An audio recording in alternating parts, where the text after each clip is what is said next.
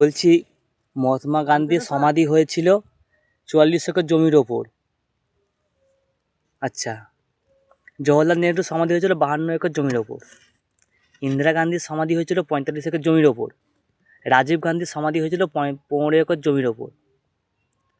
খুব ভালো কথা, এটা নিয়ে কোনো আমাদের আপোস করার কোনো কথাই আসে না। কিন্তু যখন ২.৫ একর জমির ওপর রাম মন্দির করা হচ্ছিল, সে সময় কংগ্রেস কেন রাম মন্দিরের বিরুদ্ধে সুপ্রিম কোর্টে ২৪টা উকিল দাঁড় করিয়েছিল? সেই কংগ্রেসই কিন্তু।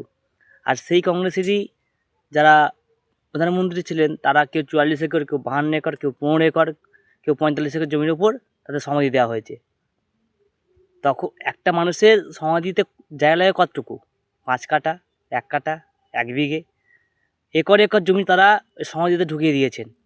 আর যখন আমাদের সামান্য একটা আমাদের হিন্দুদের রাম মন্দির ২.৫ একর জমির ওপর করা হচ্ছিল, সে সময় আমাদের কংগ্রেসি এখন যারা নেতারা আছেন, তারা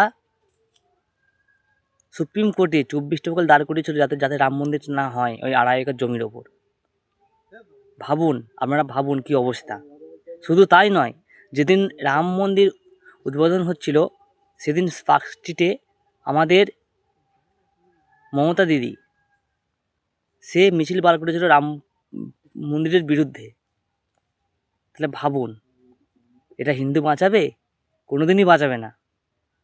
আর আমি কেন বলি যে তৃণমূল কংগ্রেস কোনো দিন আলাদা নয়, এটা একই।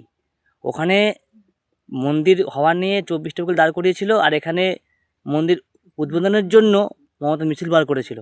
এটা ভাবতে হবে, আমাদের লজ্জা লাগে। আমরা যে ভারতবর্ষে বসবাস করি, আমাদের লজ্জা লাগা দরকার। হ্যাঁ, আজকে ইরানে মুসলিম কান্ট্রি থেকে সব বোরখা পুড়িয়ে ফেলছে, কোরআন জ্বালিয়ে দিচ্ছে, তারপরে তারা হিন্দু হতে চাইছে, এবং এমনকি তারা হিন্দুর পার্সি যে তাদের একটা সভ্যতা ছিল, মানে হিন্দু সভ্যতা এক প্রকার, তারা আজকে সেই জায়গায় ফিরে আসতে চাইছে। আর আমাদের গান্ডু মূর্খ সব সেকুলার, কি বলবো, এদের কোনো মাথার ঠিক নেই, এরা যা পায় তাই করে। কি বলবো, এদের আর কিচ্ছু বলার নেই।